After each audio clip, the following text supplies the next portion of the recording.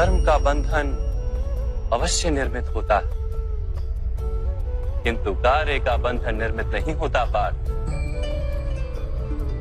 तुम्हें कर्म और कार्य के बीच क्या भेद है, ये जानना आवश्यक है। सभी कर्म कार्य, किंतु सभी कार्य कर्म नहीं।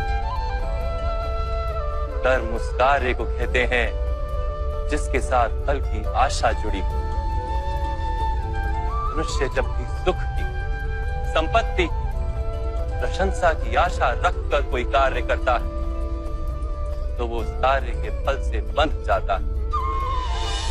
जब किसी कर्म को फल की आशा से किया जाए तो उसे सकाम कर्म योग कहते हैं, और जब किसी कर्म को बिना किसी फल की आशा से किया जाए तो उसे निष्काम कर्म योग कहते हैं। इसी कारण से उसे बार बार जन्म लेना पड़ता है। वास्तव में मनुष्य को कोई कर्म नहीं बांधता, कर्म से जुड़ी आशाएं उसे बांधती।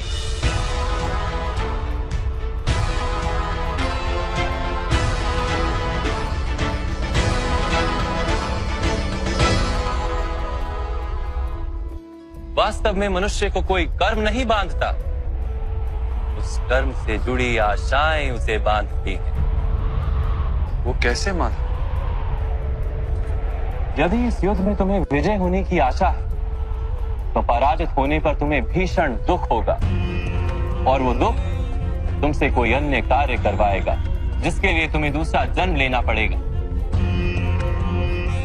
और यदि तुम विजयी हुए तो तुम्हारा अहंकार बढ़ेगा, और वो अहंकार तुम्हें विश्व विजय के लिए प्रेरित करेगा, तुमसे हत्याएं करवाएगा, और उसका पाप तुम्हें बांधेगा। विचार करो, यदि तुम्हें इस युद्ध में ना विजय का मोह और ना पराजय का भय, तो इस युद्ध के अंत में तुम्हें सुख प्राप्त होगा या दुख प्राप्त होगा? ना सुख माधव, ना ही दुख। अर्थात तुम्हारा सुख, दुख, हताशा, निराशा, अहंकार युद्ध के कारण नहीं है। युद्ध के साथ तुमने जो आशाएं बांधी हुई हैं उसके कारण है। क्या ये सत्य नहीं है पार्थ?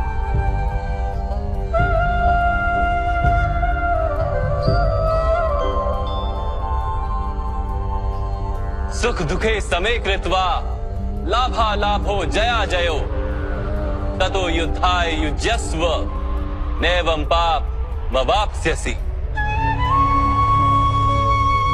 अर्थात सुख दुख को समान मानकर लाभ हानि जय पराजय का विचार किए बिना यदि तुम युद्ध करोगे कौन्तेय, तो तुम पाप के भागी नहीं बनोगे। इसी को कर्म योग कहते हैं। जो सांख्य का ज्ञान प्राप्त कर लेता है वो ये जान लेता है कि वो शरीर नहीं, केवल एक आत्मा है। शरीर के भोग और अनुभव तो केवल मृत्यु तक है, अर्थात वास्तविक नहीं, केवल माया है। उसके लिए कर्मयोगी बनना सरल हो जाता है। परंतु माधव, यदि कार्य से बंधन निश्चित है तो क्या संसार का त्याग करके संन्यास लेना उचित नहीं? इसी विचार का परिणाम है कि आज ये युद्ध हो रहा है पार्थ।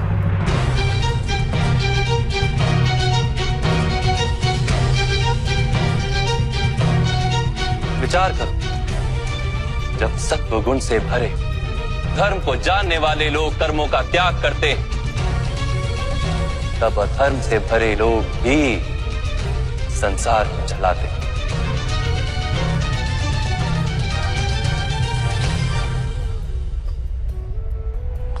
यदि महामहिम ने संसार का त्याग ना किया होता तो आज अधर्म इतना बढ़ता ही नहीं।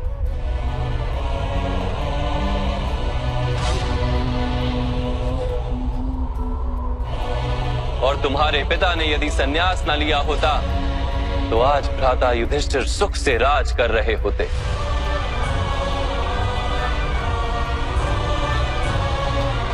और अपनी प्रजा को न्याय और धर्म का ज्ञान दे रहे हो। किंतु दुखदायक बात तो यह है पार्थ कि सत्वगुण से भरे मनुष्य ही संसार को लाभ दे सकते हैं, किंतु वो ही संन्यास का विचार करते हैं। जैसे जल तो भाप बनकर उड़ जाता है और कीचड़ वहीं पड़ा रहता है, वैसे सत्वगुणी सज्जन लोग तो संसार का त्याग कर देते और तमस से भरे अधर्मी लोग संसार में कार्य करते हैं। इसी कारण से संसार में पाप और अधर्म बढ़ता है।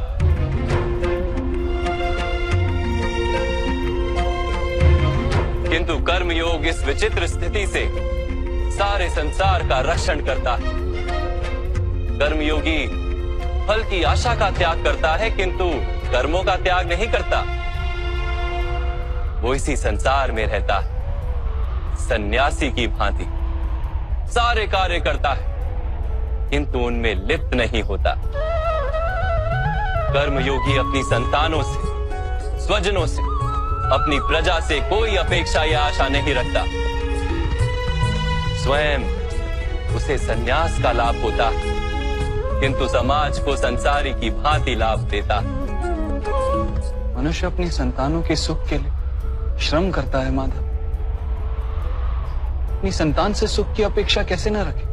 मनुष्य अपनी संतानों के लिए जो भी करता है वो व्यापार है या प्रेम पार्थ? प्रेम माधव। तो फिर अपने कार्यों के प्रति फल की इच्छा क्यों पार्थ?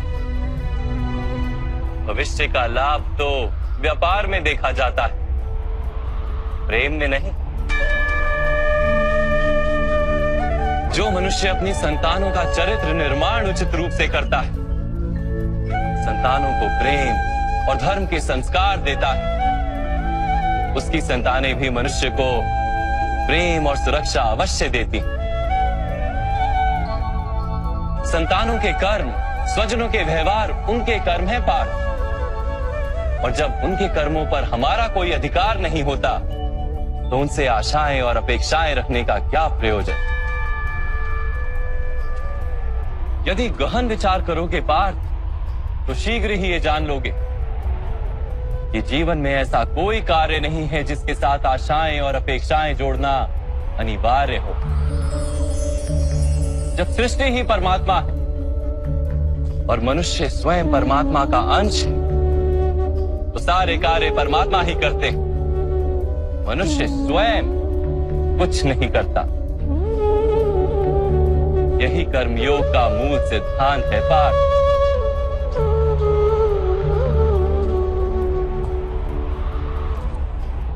तुम्हें भी कर्मयोगी बनकर ये युद्ध करना आवश्यक है पार्थ। त्रिगुण्या विश्या वेदा निस्त्रिगुण्यो भवार्जुना, निर्द्वंद्वो नित्यस्तत्वस्थो निर्योग क्षेम आत्मवान। 3 गुणों का त्याग करके निर्गुण बन जाओ पार्थ। इस द्वंद्व से मुक्त हो जाओ। सदा सत्व अर्थात परमात्मा में बुद्धि लगाकर कर्तव्य का वहन करते रहो।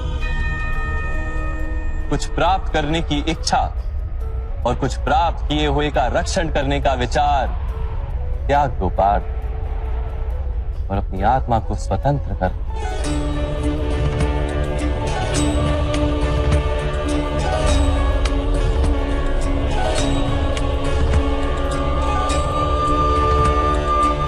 स्मरण रहे पार्थ, कर्मण्यवाधिकारस्ते मा फलेषु कदाचन मा कर्म फल हेतुर्भु माते संगोस्त्व कर्मणि। तुम्हारा अधिकार तो केवल कर्म करने का है, फल तो ईश्वर के हाथ में। इसलिए ना कर्म से भागना उचित है और ना ही कर्म के फल की आशा रखना उचित है।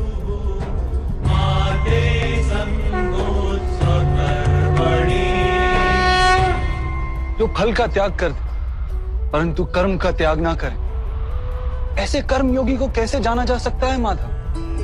विश्या विनिवर्तन्ते निराहारस्य देहिनः रसवर्जम रसोप्यस्य परम दृष्टवा निवर्तते।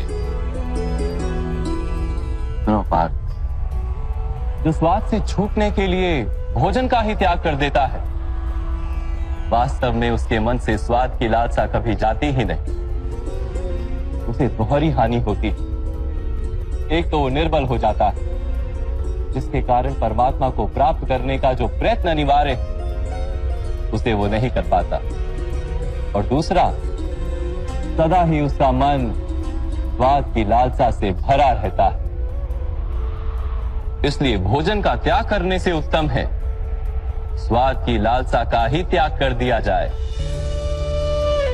कर्मयोगी अपने मन की सारी लालसाओं को खींच लेता है, जीवन को कर्तव्य मानकर कार्य अवश्य करता है, किंतु उन कार्यों से जुड़ता नहीं। और बात, जो व्यक्ति अपने कार्यों से आशाएं और इच्छा नहीं रखता, उसी के कार्य पूर्ण होते हैं।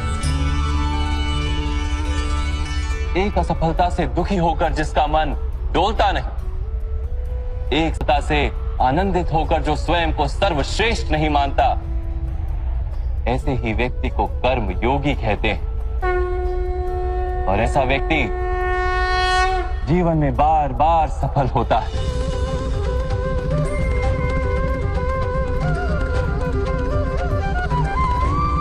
ध्यायतो विषयान पुंसः संगस्तेषु पजायते, संगात संजायते कामा, कामात् क्रोधोऽभिजायते, क्रोधात् भवति सम्मोहः, सम्मोहात् स्मृति विभ्रमः, स्मृति भ्रंशात् बुद्धिनाशो, बुद्धिनाशात् प्रणश्यति।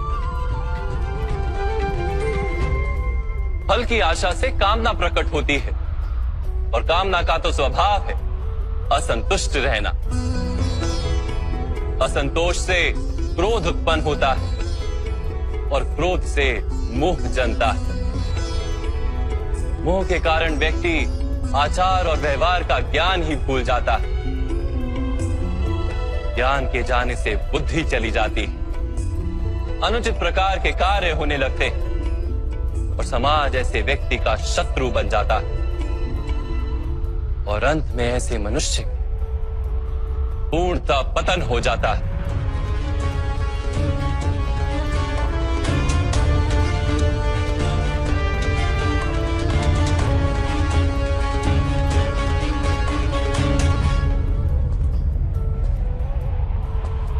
जैसे भ्राता दुर्योधन,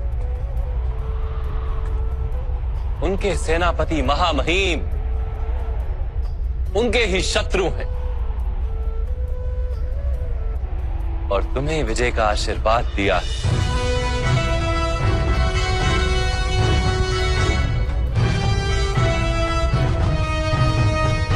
पार्थ, कर्मयोग ब्रह्म विद्या का दूसरा चरण है।